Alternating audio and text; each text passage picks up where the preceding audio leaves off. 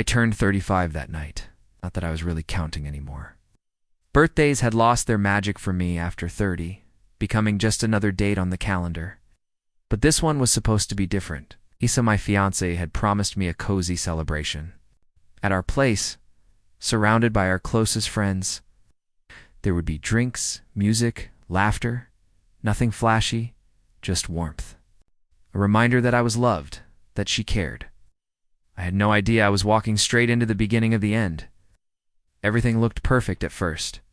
The apartment buzzed with chatter and laughter. Candles flickered softly on the shelves. My favorite whiskey was chilling on the counter. On the dining table sat a small chocolate cake with "Happy Birthday," Andrew written in gold icing. A simple touch that made my heart swell. When I came out of the bedroom, Isa kissed my cheek and whispered, "Tonight is all about you." She lied. About an hour into the party, I noticed him, a man I didn't know, tall, effortlessly charming, dressed like he owned every room he walked into. I watched him from across the apartment, assuming he was someone's plus one. He stood by the bar, drink in hand, chatting casually with a couple of our friends. No big deal, till I saw Isa make her way over to him. At first I thought she was just being polite, but then she laughed. And it wasn't just any laugh. That was that laugh. The flirty, head-tilted back laugh she usually gave me when I teased her in bed. Her fingers brushed his arm and his hand, grazed her waist. Something tightened in my chest, but I told myself I was overreacting. I poured another drink, whispered to myself that it was harmless. Da. Isa was friendly, open, the kind of woman everyone liked instantly. Friendly didn't mean grabbing his wrist when he cracked a joke or letting him lean in close to whisper in her ear while she giggled like a schoolgirl. I watched them for 10 minutes, then 20, stood across the room like a ghost at my own party, watching my fiancé flirt as if I didn't exist. Some of our friends started to notice. A couple shot me awkward, uneasy glances. One even came over and quietly asked, "You good, man?" I smiled and said I was fine, but I wasn't. I walked up behind her silently just as he leaned close and said something that made her squeal with laughter. Her hand landed on his chest, and in that moment, I barely recognized the woman standing before me.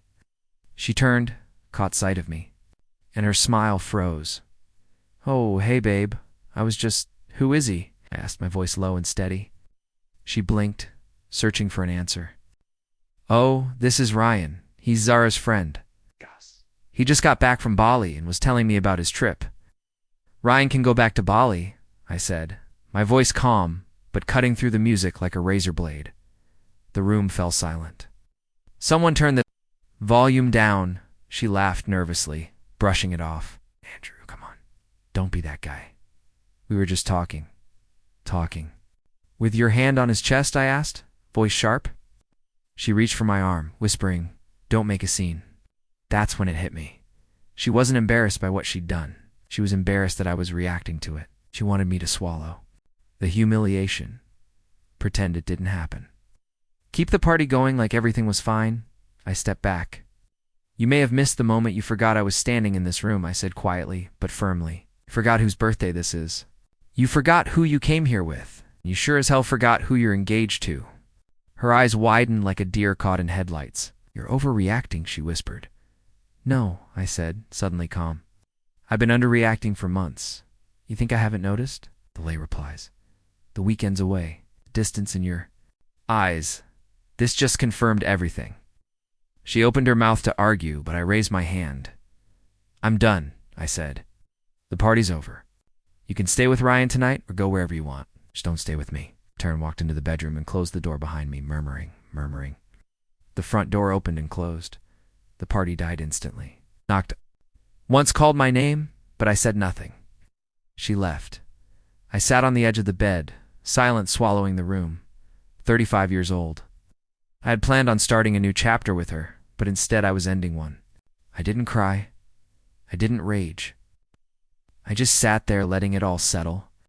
The betrayal, the humiliation, the sharp, painful clarity. By morning, she had sent 17 messages, excuses, blaming the alcohol, insisting I had overreacted, saying nothing happened, that it meant nothing. But if it meant nothing, Why had she done it on the one day that mattered most to me? I never replied. 2 days later, I packed her things, left them with a neighbor, and changed the locks.